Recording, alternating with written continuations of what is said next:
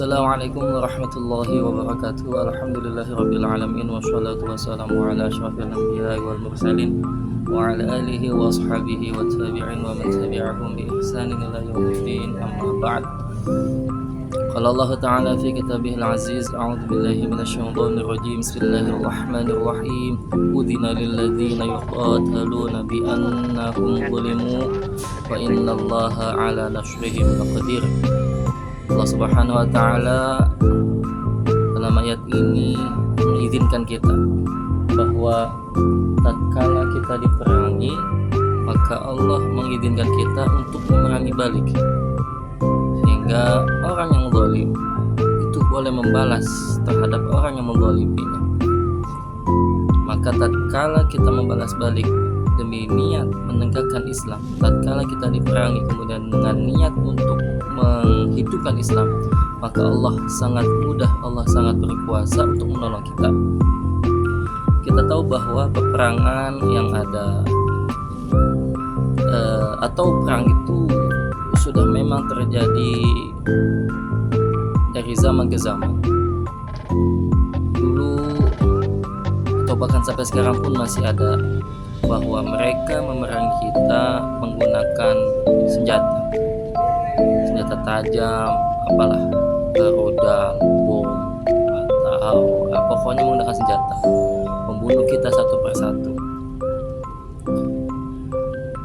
Inti dari mereka memerangi kita adalah agar kita sebagai umat Islam hancur lebur, agar idealisme keislaman yang ada di Indonesia atau khususnya di Indonesia itu musnah, ya.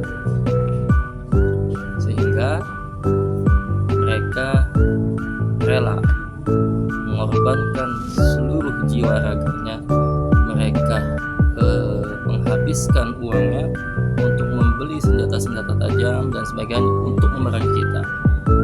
Namun lambat laun, kesininya, makin kesini mereka sulit untuk menghancurkan kita dengan senjata mereka, dengan rudal mereka, dengan tank mereka, dengan bom mereka. Maka mereka mencari jalan keluar, bagaimana agar tetap umat Islam itu hancur lebur, bagaimana agar tetap umat Islam itu kacau, tidak lagi terfokus pada keislamannya, tidak lagi mau menjalankan ibadahnya, ya, sehingga atau tidak lagi mau ingin mempelajari Islam. Oleh sebab itu mereka mencari cara lain untuk memerangi kita, yaitu dengan cara misalkan, atau yang menjadi pembahasan kita pada hari ini adalah mereka ingin memerangi kita lewat pemikiran, bahwa pemikiran Islam yang ada saat ini itu telah terkontaminasi dengan pemikiran mereka, atau yang kita sebut dengan pemikiran Barat, sehingga pemikiran Barat ini sejatinya ingin menghancurkan Islam, ya. Mereka membuat teori ini itu yang dibungkus, yang dihias seindah mungkin, sehingga umat Islam kita, khususnya para pelajar kita, yang tiba-tiba tidak mengenal dasar keislaman lalu belajar misalkan di perguruan tinggi, itu terhasut oleh pemikiran mereka, dan sampai saat ini masih banyak, ya, bahwa para pelajar kita, mahasiswa kita, bahkan cendekiawan kita itu sudah tercampuri teori-teori mereka, pemikiran-pemikiran mereka telah terkotori oleh pemikiran Barat, sehingga tidak ada cara lain untuk mengalahkan mereka, untuk melawan mereka, kecuali dengan pemikiran lagi, ya. Sehingga disinilah tugas kita sebagai mahasiswa pasca sarjana, khususnya sarjana WIKA, ya, untuk mencegah atau untuk melawan pemikiran ini, pemikiran Barat, ya. Banyak kasus misalkan tatkala Islam itu memuliakan manusia, tidak melihat kelamin, ya, tidak melihat apakah dia perempuan atau lelaki. Ya, Islam memuliakan manusia seluruhnya. Allah Subhanahu wa taala berfirman, "Wa laqad karramna bani Adam." Jadi ayat ini jelas mengisyaratkan kita bahwa Allah itu sangat-sangat memuliakan manusia, bahwa manusia baik perempuan dan atau lelaki tidak dilihat dari jabatannya, tidak dilihat dari pangkatnya, tapi dilihat dari ketakwaannya. Ya. Jadi secara kemanusiaannya Allah memuliakan, tapi yang paling takwa lah yang Allah muliakan.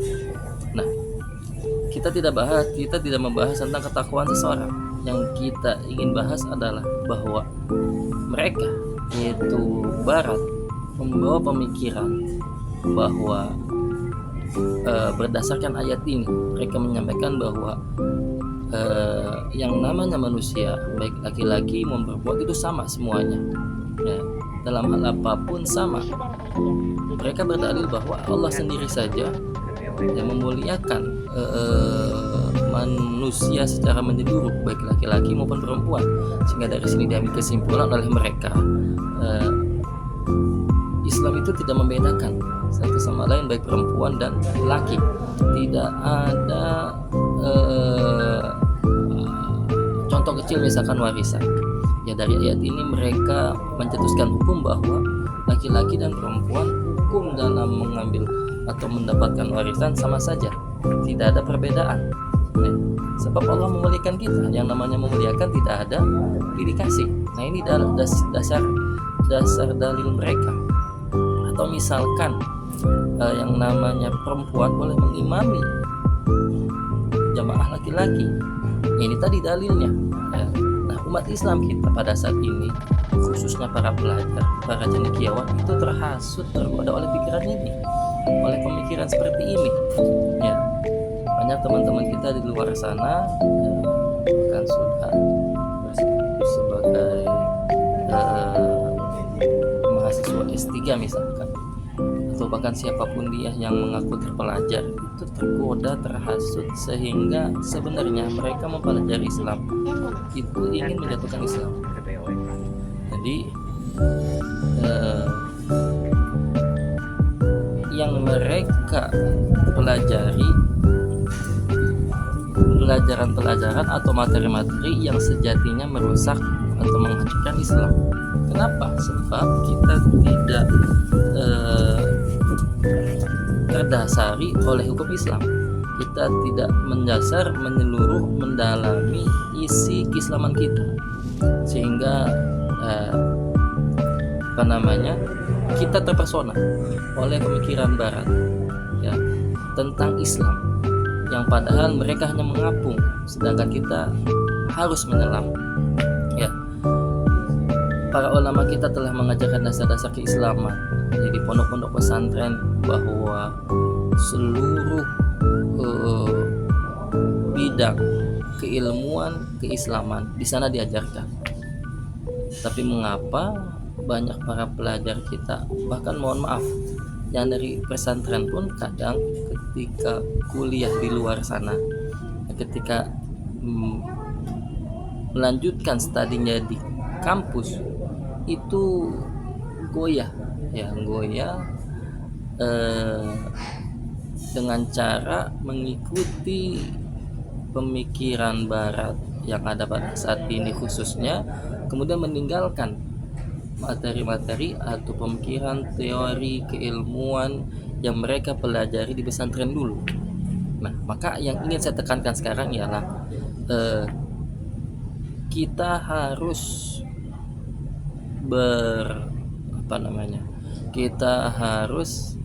berprinsip dengan Islamic worldview, ya, Islamic worldview ya. Artinya apa? Bahwa kita memandang seluruhnya yang ada di semesta alam ini harus berdasarkan Islam, jangan berdasarkan Barat. Kita tidak boleh terkotori oleh pemikiran Barat yang justru merusak, menyakiti Islam kita. Yang sebenarnya Islam itu tidak salah, yang salah adalah kitanya, orang-orangnya, ya. Sehingga ada perkataan bahwa al-Islamu mahjubun li ummatihi. Jadi Islam itu terhijabi oleh umatnya sendiri. Dari apa? Dari banyak hal. Salah satunya tadi, pemikiran kita, teori-teori keilmuan kita yang kita dapatkan lalu kita sampaikan kepada murid-murid kita misalkan, atau kepada umat Islam lainnya. Itu yang membuat Islam terkotori, yang membuat Islam itu mahjub, ya, tertutupi keislamannya. Padahal Islam itu kafah, seluruh yang ada di muka bumi ini, seluruh yang ada di alam semesta ini itu sudah ada peraturannya dalam Islam, sudah ada batasannya dalam Islam, ya. Oke. Maka yang terakhir yang ingin saya sampaikan, walaupun ya ini videonya dadakan, yang ingin saya sampaikan bahwa kembalilah ke Islam, kembalilah ke ideologi para ulama kita, ya. Kita harus yakin bahwa ulama kita, khususnya ulama-ulama yang punya otoritas di dalam keilmuannya, kita harus yakin bahwa mereka itu membawa ilmu yang luar biasa, yang memang bersumber dari Nabi Muhammad SAW, dan memang Nabi sendiri pun telah mengikrarkan bahwa al-ulama warasatul anbiya, para ulama itu adalah pewaris para nabi, dan para nabi tidak mewariskan harta, para nabi mewariskan ilmu. Sehingga kita harus yakin para ulama kita tidak boleh terkontaminasi, ya, dengan narasi-narasi indah yang sejatinya tadi ini sering saya ucapkan berkali-kali, sejatinya mereka merusak Islam, ya. Oke. Kita harus mempelajari Islam secara kafah, secara menyeluruh, mulai dari yang dasar, kemudian yang menengah, dan tingkat lebih tinggi lagi. Dan kita harus landasi juga bahwa Islam yang kita bawa harus Islam yang rahmatan lil alamin. Kita tidak boleh berpihak kepada Barat, kita tidak boleh berpihak kepada pihak-pihak yang musuh Islam, ya. Kita harus kokoh